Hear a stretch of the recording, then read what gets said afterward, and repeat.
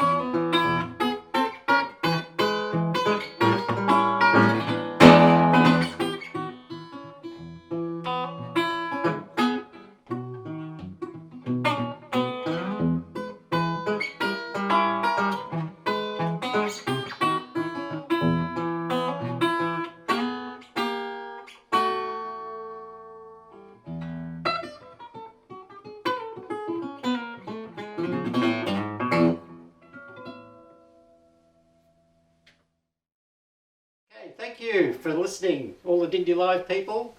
It's goodbye from Joe, and see you next time.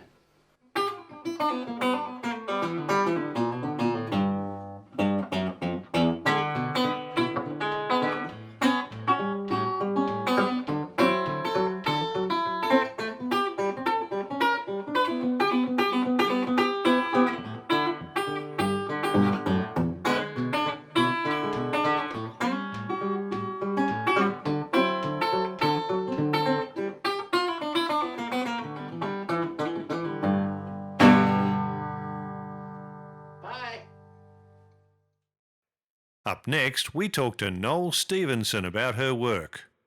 Hello, my name's Noel, and you'll probably realise that Noel is a man's name. Let me tell you, I've been mistaken for a man many, many times, but when you look at this video, you will see that I'm not a man. I have to tell you, my artwork goes back right to my childhood days. I've spent years and years playing with watercolour until back in 1982, I decided that it was time I put some of my thinking into an art gallery, and so that's what I did. I found a lovely little spot in Lower Templestowe, and I started Gallery 21, the Melbourne home of watercolours. And we had that gallery for 11 years, and over that time we had some of the best watercolour artists in Melbourne, and we had a wonderful reputation promoting young people and established artists as well to exhibit their work in a proper professional situation. We had a wonderful time, and so my interest in watercolour goes back to my childhood all the way through, and now here I am, a little old lady, and I am having still a lovely time playing with watercolour. And as we go around my little gallery, you will see my own work that I've done, many of them in the Alexandra area. We are surrounded by beautiful scenery, lovely mountains, fabulous atmosphere as the weather changes and sunsets, and it's just an amazing place to find subject matter. So you should never ever, if you're interested in painting, complain that there's nothing to paint, because there's plenty to paint in Alexandra and its surrounding areas. What drew you to work and live in the Murrindindi Shire? Murrindindi Shire is beautiful, and it has Lake Eildon, and when my children were young we had boats, and so we always came up to Lake Eildon. And one day we were driving back from the lake and we saw a for sale sign down near the little river in Taggedy, and so we thought we'd just go and have a quick look at this place. It was dreadful, I've got to tell you. It was a derelict old cottage, 100 years old, and a shed that should have been pushed over. But my husband has vision, or had vision, and so we bought it. That's the long and the short of it. And in the process, we established our business down there. We had a B&B, an art gallery, residential art workshops, and we earned all sorts of awards for what we did down there, but we certainly didn't retire. And from there on, when we did decide to retire, we moved up into Alexandra, and I'm still here. Are you influenced by the surrounding landscape? Oh, of course. You only have to look at the Blue Range, and you see Cathedral Mountain and the colours that change at the different times of the day, the patterns of the shadows on the mountains, the cloud shadows. It's an icon, really, in this area. It sort of is the backdrop to so many things that you paint. There's rivers everywhere, and from my experience, people seem to like water in a painting. There's something soothing, calming about water in a painting. So any watercolours that I've done that's had a river in it always sells, which is nice for me. Yes, the scenery here is beautiful. I think when you're a watercolourist or an artist of any sort, really, your observation skills are sharpened. And so you see shadows and light and atmosphere much more clearly, perhaps, than people who just drive straight past or through something, and they're not aware of all these changes of light and atmosphere. So I think, especially with watercolour, which is always trying to capture light, basically that's what we're trying to do in a painting. We are trying to capture light, but we always fall short a little bit because you can never really replicate nature. It's the best subject of all. How did you start your journey with watercolour?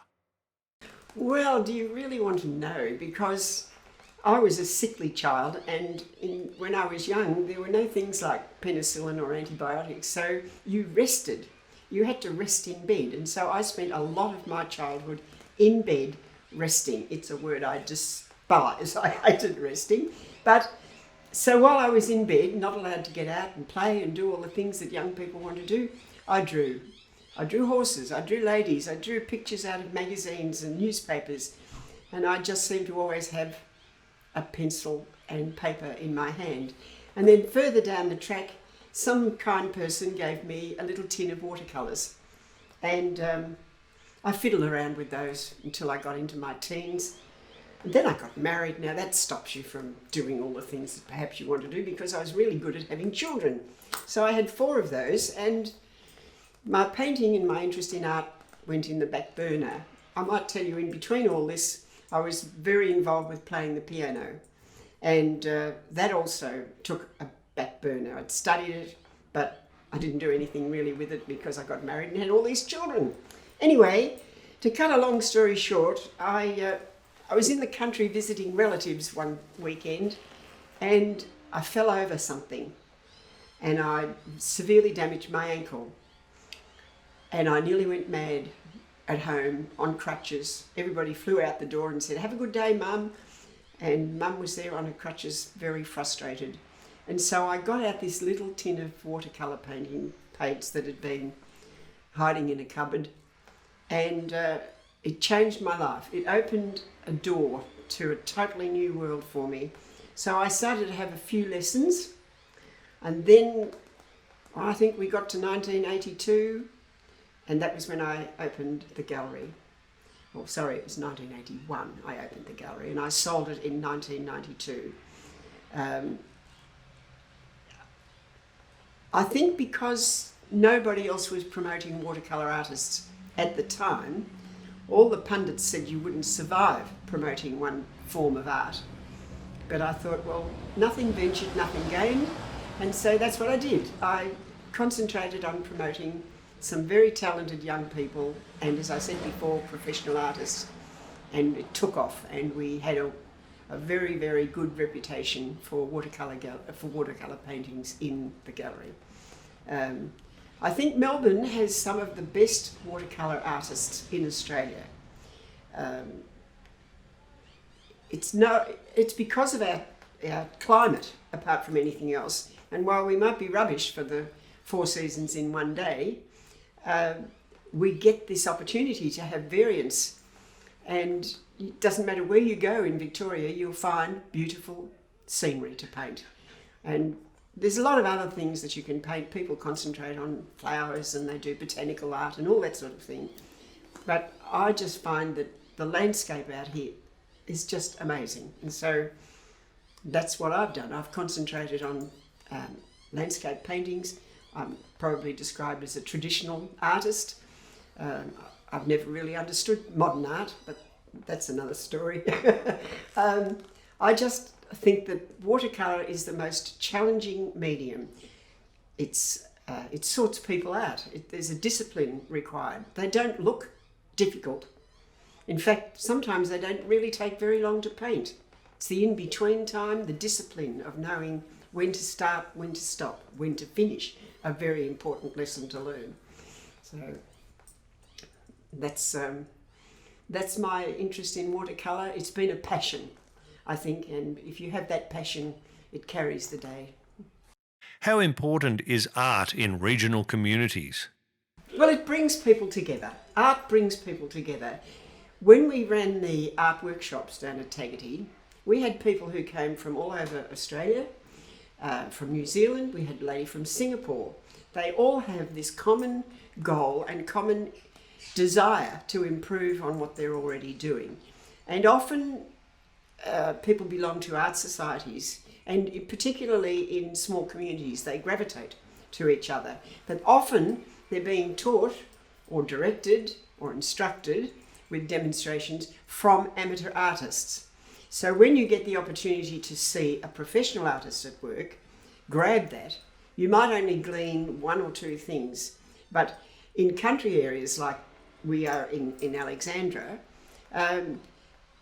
you don't get that opportunity very often. And so it becomes a sharing of ideas. I think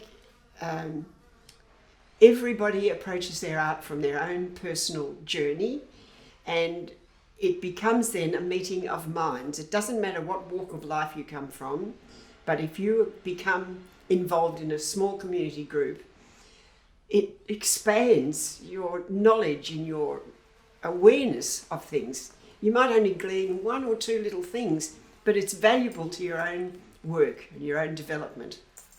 And I think in communities, we can't have enough of that sort of interaction. Can you show us some of your work? Now, just to show you a few of the things, some of the examples of work that I have done. This one here, I don't know whether you can see that clearly. This has been painted on site, and most of my paintings are done that way. It is the best way to paint. They say you should do about 10,000 brushstrokes before you ever paint in the studio. That is the best teacher, being outside in the landscape. I don't paint from photographs. They become stilted. You can use them perhaps for reference, but certainly don't paint from photographs as a general rule. This is just an example of a local tree down at Taggity. This one here was just a little demo, quick one about negative shapes, a very elementary part of painting. But most of the paintings have been done around the local area. This one here was a morning mist in Taggity. An absolutely beautiful morning and the sun shining on the trees, and I thought, I've got to get out there and paint that before the sun disappears.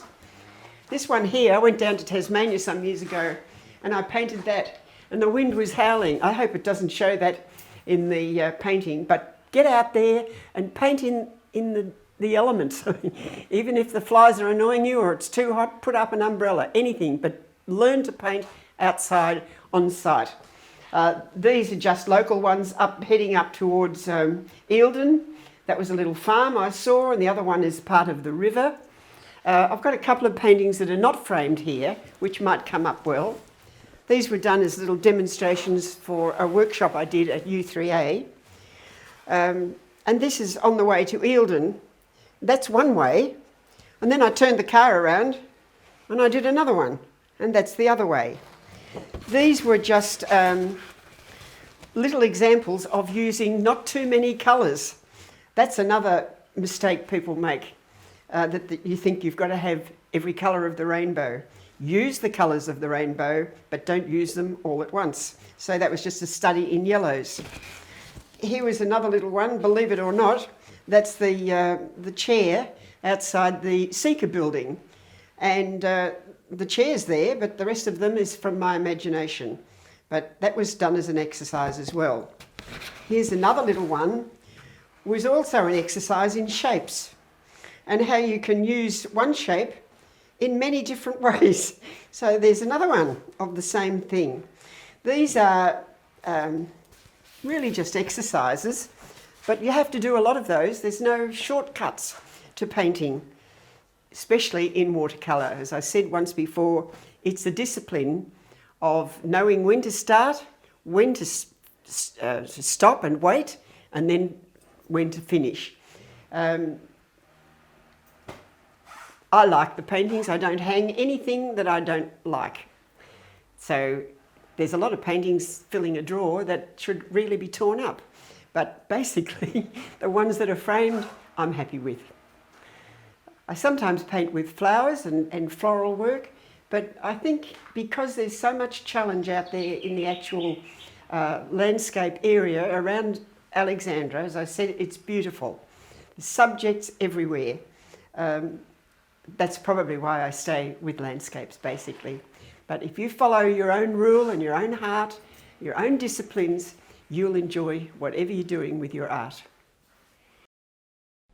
I'm very grateful to have this opportunity to share my work and my thinking with people.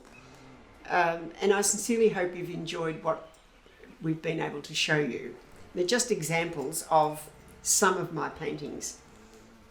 I think opportunities like these are rare, and we should be very grateful for the council giving us this chance to share again what I was talking about before. It's this community involvement and the sharing of ideas and thinking and knowledge that makes life rich, and it's a wonderful opportunity. So I'm very grateful for that. I hope you've enjoyed if you've been looking at some of these paintings, and keep going. It's a wonderful medium to explore, and I can guarantee you will enjoy it. Even though you get frustrated at times, you will thoroughly enjoy the journey. Thanks to Joe Talia and Noel Stevenson. And thanks to you for listening and supporting local. Would you or your organisation like to be featured on our program? To register your interest, head over to murrindindi.vic.gov.au/Dindi Live. Dindi Live, bringing the arts to you. In Murrindindi Shire, it's business as unusual, and right now our local businesses need you. Every dollar you spend locally helps business owners support their family, other businesses and you. Shop local, shop Dindi. Visit dindidirectory.com.au.